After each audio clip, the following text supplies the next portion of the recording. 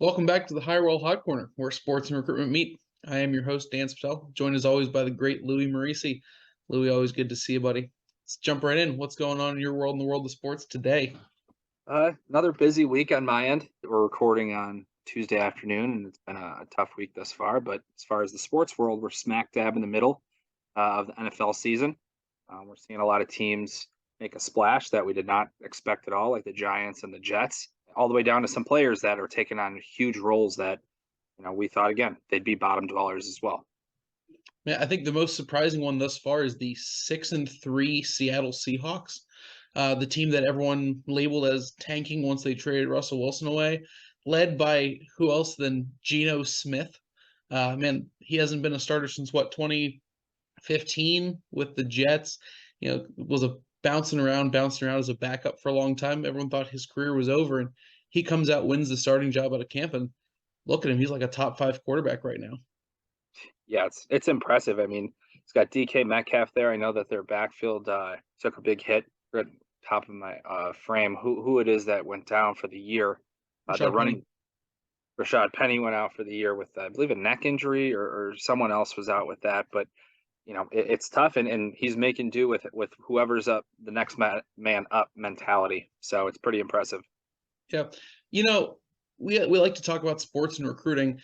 I don't really see as much of a world in our side of the business where you see a Geno Smith story where, he takes a step back in a lot of ways, kind of bounces around team to team for a lot of years and has just now returned to prominence so many years later.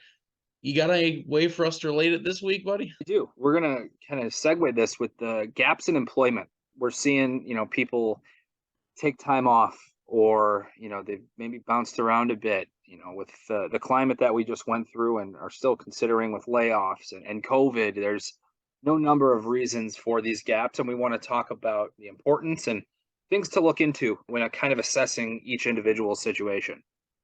Yeah, for sure. For those who just aren't, familiar with the term, when we say gap in employment, we mean just any prolonged period that you're not actively working in the workforce, an area or a gap on your resume in terms of dates that you might not have been working in your field or with a major company. And, there's a lot of different reasons why someone would have a gap in their employment. We see it all the time in a lot of different areas. We've seen it a lot recently in the last couple of years because of COVID. We had layoffs one reason or the other. From a safety standpoint, a lot of people weren't necessarily working. We had some furloughs existing through there. Otherwise, just in day to day, normal life, we see people taking time off to have and raise children, have a family, take care of some elder members of their family, maybe even going back to school, getting an extra degree, some professional development. So gaps in employment have never, been uncommon. It's always something that we've seen in our world, but a lot of the times we talk to managers or we talk to people who might not be as well versed in the recruitment side. They say, "Well, I'm not looking for someone who has a long gap in their employment. Why is that? Why does this exist?" Louis, should this be a red flag when we're looking at candidates? In some cases, yes, and a lot of it comes down to the reasoning. And I think keeping an open mind is huge. I've spoken with a number of candidates who have gone through layoffs, for instance, after starting at a company for 3, 4 months, and they get laid off. Usually, it's last one in, first one out mentality. So that kind of speaks more to maybe job hopping compared to a whole gap in employment. Because let's face it, looking for a job is not easy, and it can take some time. So in between jobs, and it happens pretty frequently, there's got to be a good reason. Performance, red flag. If you're not holding up your end of the bargain, by all means, that could be a red flag, and in the reason for your gaps or your job hopping. But if it's COVID, if it's layoffs, if it's funding from a company, that's a story, and you have to be able to let candidates tell it, because you could be missing out on good talent. If all you see is a resume and you see a few different things that maybe don't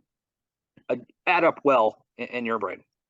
Yeah, from a personal standpoint, we review all resumes that come in for any positions that we're recruiting for. Two very distinct differences in whether you're seeing a gap of employment versus, that job hopping mentality, that short work performance in multiple roles. If I see that break for a couple of years, that's not an instant red flag for me. I want to know what's going on. You can even potentially sometimes match it up if it's that professional development, the educational side. It'll show further in their resume on that section. If they're in a spot for 2, 3 months here, 2, 3 months there, less than a year in a number of roles, that's a lot more of a red flag for me. The real question is, once it gets past us, how do we get these managers to look past these potential gaps in their employment? Well, one, I think it falls on the responsibility of us as recruiters because we are the voice for them. It's not like every candidate we find, we get them to talk to our client. So we kind of have to put it in our write ups where we're explaining why they have those gaps instead of just sending a resume and letting the hiring manager make up their own stories on why. Providing that context is huge for us, and just kind of urging our managers to keep an open mind. I mean, in hindsight, it is their decision. The market is at a point where I think clients feel comfortable maybe waiting more for the quote unquote perfect candidate, one that doesn't have those. But again, to reiterate, you could be missing out on some very, very good talent. It just, they've had an unlucky go of it. And, you know, there's no reason to look past some of the reasoning. It just needs a deeper dive, I guess. Yeah, I mean, you definitely hit it on the head earlier. Let them tell the story, whether it be to us, to a manager. Paint the picture for me. Be willing and able to own it, to talk about it, to talk to it. If it was a personal thing, maybe it could have been from a COVID thing, from a family perspective. In what world is someone going to knock you for having and taking care of family? I mean, we talk so much about work-life balance at this point, being on the forefront of everyone's mind in terms of choosing that right fit for a role. Who in their right mind could possibly say no to something like that? Educational, professional development, you had a goal of maybe switching careers, and you needed to get a certification in order to do that. You spent 6 months in a program or a certification course in order to do that. That's an easy talking point. It's really up to the candidate to talk to us, paint that picture for us. Then we can advocate on our end to the manager and give them the floor to do so in an interview as well. 100%. And mentioning just being able to own it. It's huge. Instead of tiptoeing around it, kind of address the elephant in the room because let's face it, we see it, our clients see it, it's on their resume, it's on their LinkedIn, there's no way of hiding it. So you might as well be upfront and just explain, you know, my mother got sick. I had to relocate back to wherever she is from to take care of them. COVID, there was COVID layoffs. They wanted us to go back in office after COVID, and I wasn't even in the right state. Like, there's any number of reasons, but being upfront with us and then allowing us to be upfront with the client, I think puts a lot of that to bed, if you will. I have seen a number of candidates, probably seen most, if not all, of these reasons in full effect. Someone who had to leave their corporate job to help with the family business. Saw that one. Someone who took 10 years off to raise a family, decided to come back to their career later on. In these examples, they're usually rock star candidates. But now we can't just assume that, but we can't take them for granted either. So I think that's important.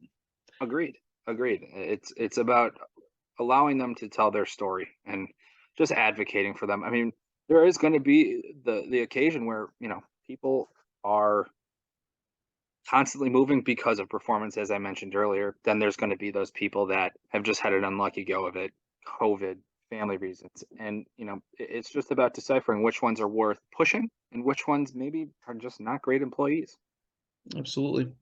All right, 2-minute drill time to take us home. Louie, what do you got for our Geno Smiths and Deshaun Jacksons out there? Keep working. I know it's sometimes tough to navigate the job market frequently or rejoin the job market after a bit of a stint, but tell your story, own it, and really let that personality shine and be able to speak to your experiences that you do have, metrics, numbers, track record of success to make the gamble, quote unquote, a little bit less of a gamble from an employer standpoint.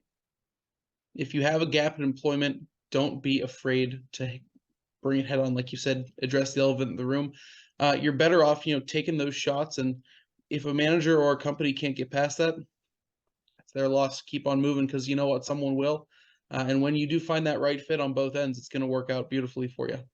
Yeah, and just to chime in, you know, those people who have had a rough go of it, they tend to be more hungry, more out to prove.